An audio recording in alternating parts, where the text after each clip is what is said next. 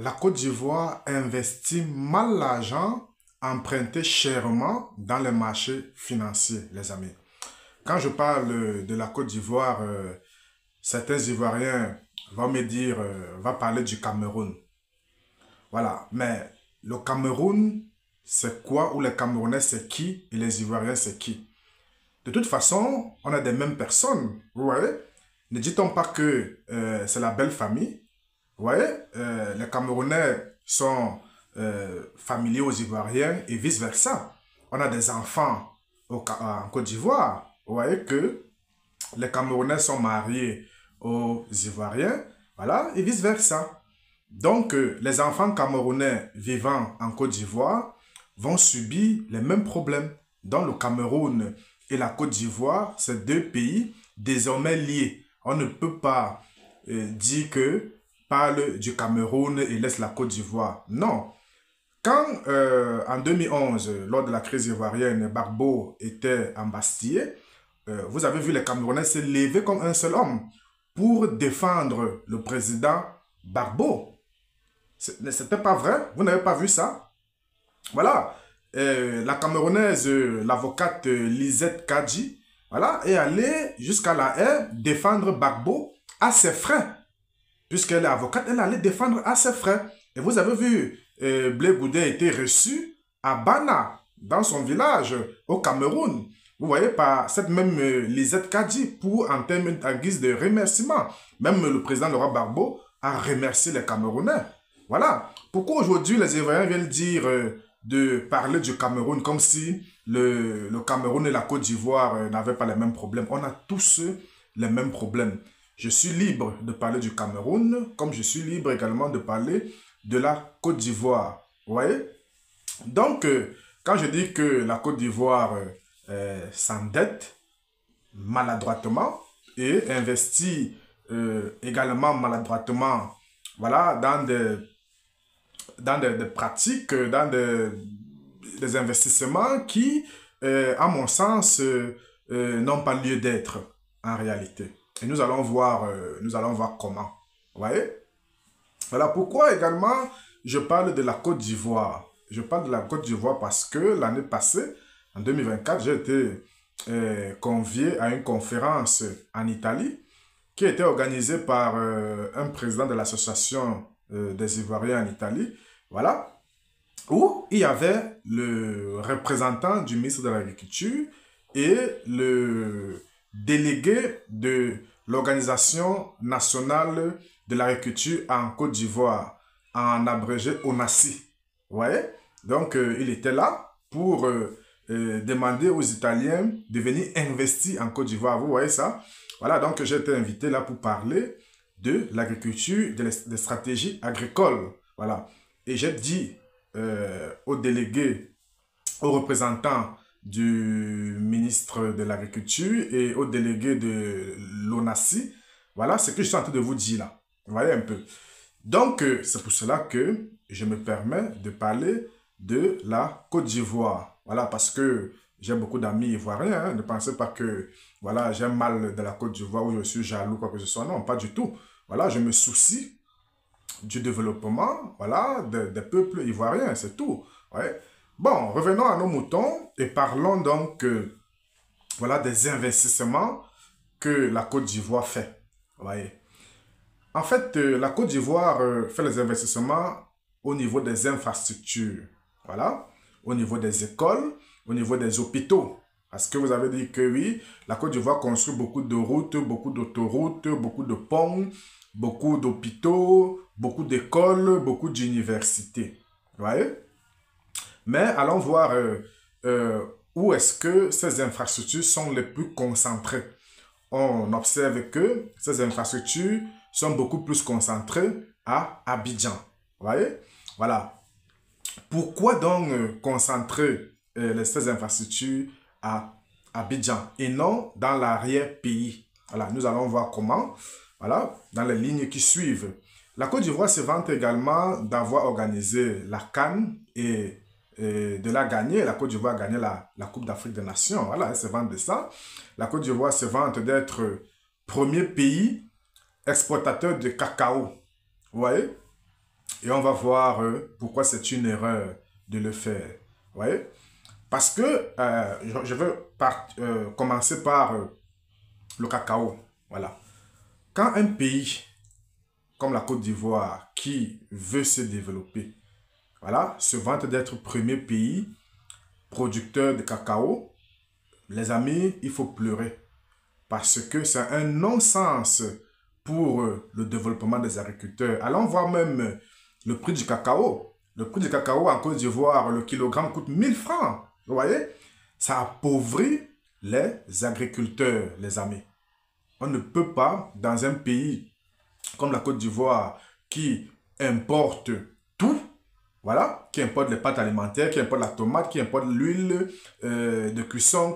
La Côte d'Ivoire importe tout, importe le riz, le poisson et tout ça là. Voilà, le kilo de cacao coûte 1000 francs. Et on encourage les agriculteurs à le faire, à le cultiver. Donc on appauvrit les agriculteurs, les amis, en les encourageant à cultiver le cacao. Pourtant, il y a d'autres cultures qui seraient bien rentables, surtout les cultures à cycle court. Pourquoi ne pas encourager les cultures à cycle court, comme par exemple le tournesol pour la production de l'huile de cuisson?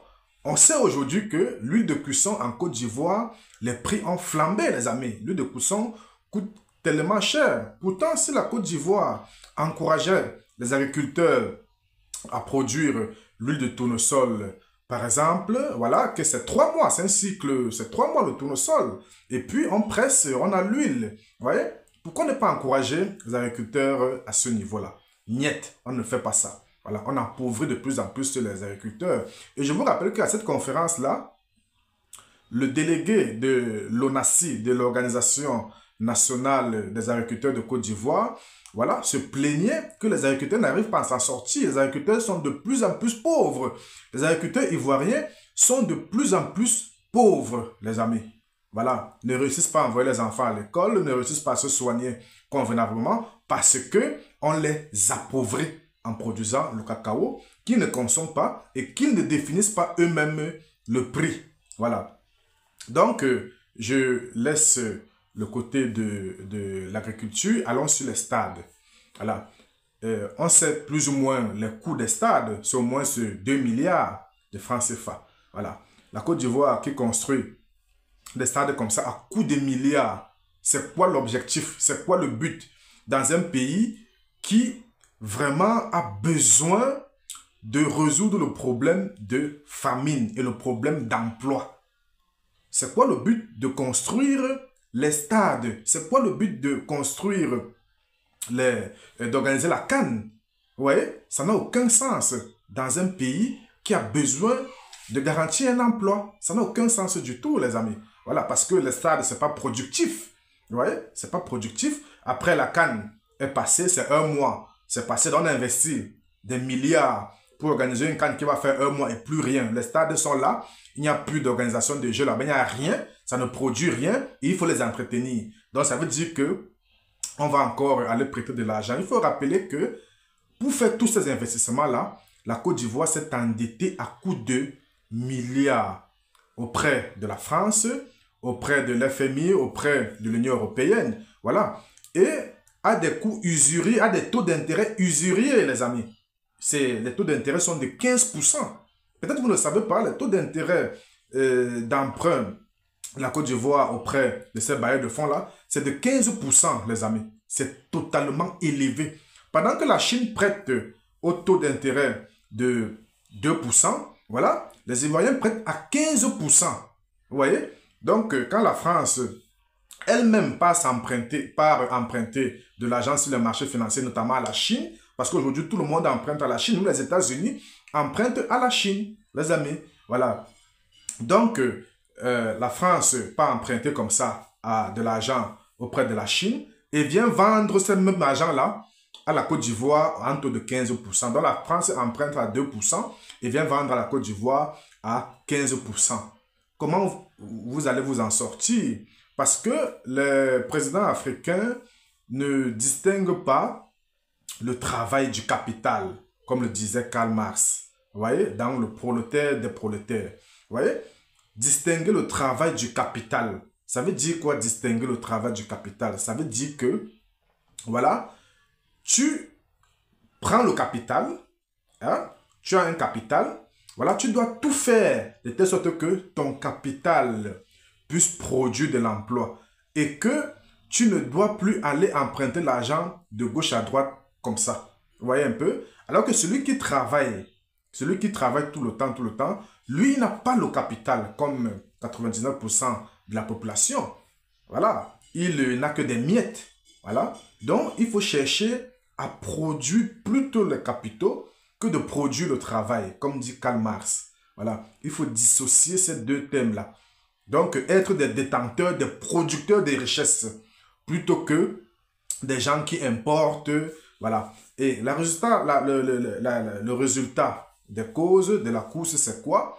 C'est que, étant donné que c'est Abidjan qui attire beaucoup plus, parce qu'on a embelli ça, voilà, pour importer beaucoup plus de marchandises, voilà, les coûts de loyer se sont enflammés de ce côté-là, et ça va faire l'exode rural, dont les jeunes vont fuir des villages, des campagnes, vers les villes. Vous voyez, les coûts de loyer sont exorbitants. Et quand quelqu'un me dit que en Côte d'Ivoire, voilà, le SMIC c'est 75 000 francs. Le SMIC est élevé. Oui, c'est pas bon. Quand le SMIC 75 000 francs, c'est pas bon du tout dans un pays qui importe tout. Parce que tu vas prendre 75 000 francs, ça va même pas suffire à acheter 2-3 trucs, les amis.